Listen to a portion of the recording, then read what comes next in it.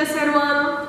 Na nossa aula de língua portuguesa hoje, nós vamos fazer uma revisão do que nós estudamos lá no início do bimestre, sobre variação regional do vocabulário e sobre linguagem formal e informal. Vamos começar relembrando o que vem a ser a variação regional do vocabulário. Para a gente pensar nisso, a gente precisa primeiro pensar no nosso país, porque o nosso país é um país muito grande, muito extenso, e por isso tem uma diversidade cultural enorme. E essa diversidade, ela influencia também no vocabulário. Por isso que essa diversidade cultural também está presente na variação regional do vocabulário.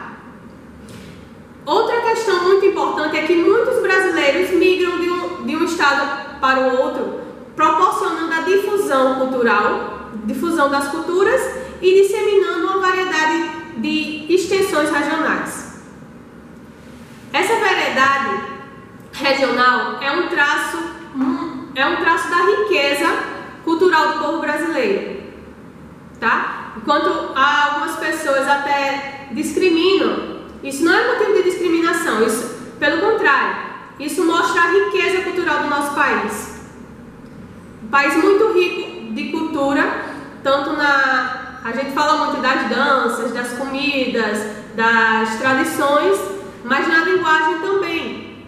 Esse é um traço de riqueza cultural, ok? Então, o modo de falar também pode ser diferente de acordo com as condições sociais, culturais, regionais e históricas dos falantes, tá? Esse modelo é muito variado. Grande diversidade dessas condições dá origem a palavras e expressões usadas por grupos específicos. Ou seja, quando a gente está num grupo de jovens, geralmente eles têm um linguajar. Quando está num grupo de adultos, já é diferente. Crianças, outra característica também são, quando a gente está num grupo de médicos, eles têm algumas palavras que estão ali dentro da rotina deles. Quando está em jogadores de futebol, a gente até às vezes brinca quando eu ouvi uma entrevista de um jogador de futebol, porque a maioria fala, às vezes até palavras que de entrevista de um está em outra, é porque faz parte daquele grupo. E assim por diante, tá?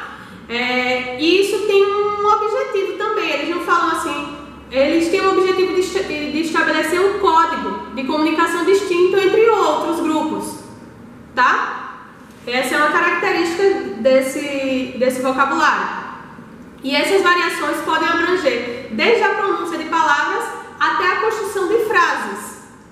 Aí eu retomo essa questão do exemplo que eu dei de jogadores de futebol, dos médicos, entre crianças mesmo, às vezes a gente está conversando com vocês e vocês falam coisas que a gente precisa pensar direitinho para entender o que vocês estão falando. Quando a gente põe no contexto da frase, a gente consegue entender. Por exemplo, uma palavra que vocês falam muito é noob, que às vezes a gente até para e pensa, não, o que é lugar? Aí, entendi que naquele jogo ele é um noob. Então a gente vai trazendo isso e quando a gente coloca na frase, a gente consegue entender. Não é porque existe essa variação que a gente não vai compreender durante as interações sociais. Da mesma forma que quando a gente também fala com um grupo diferente, eu citei o exemplo de criança, mas quando criança conversa com um adulto também, eles vão entender o que estão falando. Porque existe a variação, mas essa variação ela não é incompreensível, ela se torna compreensível, tá? Mesmo com o uso de diferentes palavras, tá? Todos têm a sua disposição no vocabulário. E se por acaso venha surgir alguma dúvida, a gente pesquisando, a gente consegue entender em dicionários, em gramáticas, eles explicam melhor para que a gente possa entender isso, ok? Então, de acordo com essa variação, a gente já entra no outro assunto, que é a linguagem formal e informal, que ela tem até um pouco a ver. A gente começou a falar aí sobre que o Brasil é um país muito grande, que tem várias regiões e que essas regiões às vezes caracterizam palavras ou jeitos de falar diferente. E pegando um gancho nisso, a gente falou de grupos distintos. Por exemplo, um grupo de médicos está lá trabalhando, então ele precisa falar de uma forma mais formal. Um grupo de amigos fala de uma forma informal. Então, as duas coisas se complementam, tá? Então, vamos relembrar o que é a linguagem formal e informal. A linguagem formal ela é caracterizada justamente pela essa obediência rigorosa às regras da gramática normativa. Todas as regras que compõem a gramática geralmente estão presentes na linguagem formal. E a linguagem formal, ela se caracteriza já pela comunicação cotidiana. Ela é mais descompromissada.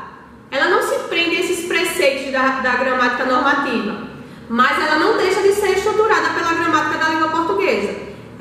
Então, quando a gente pega isso, a gente entende que não existe certo ou errado. As duas estão certas. Só que a gente precisa saber quando usar.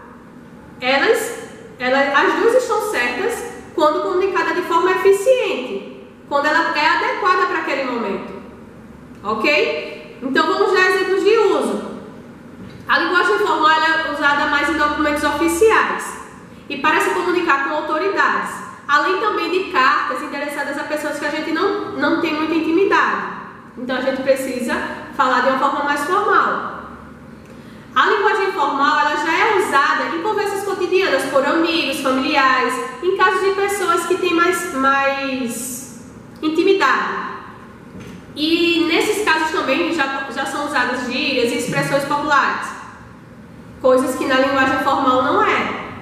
Na linguagem formal é muito comum a gente usar por favor, com licença, vossa excelência, vossa majestade, palavras que não são usadas no nosso dia a dia, justamente por ser uma linguagem utilizada em pessoas com menos intimidade. Na linguagem informal isso já não acontece. Aí já acontece o uso de gírias, por exemplo assim, tô ligado, é uma gíria que a gente diz, eu tô bem. Eu tô bem não é uma frase formal, mas não está errado, tá? Porque ela foi utilizada justamente de uma forma informal. Então, para isso, hoje está indo uma atividade para realizar esses conteúdos que vão estar na nossa avaliação bimestral. Então, a partir de agora, vamos revisar alguns conteúdos para que a gente relembre o que nós já estudamos e qualquer dúvida, na quarta-feira nós tiraremos. Tchauzinho, boa atividade!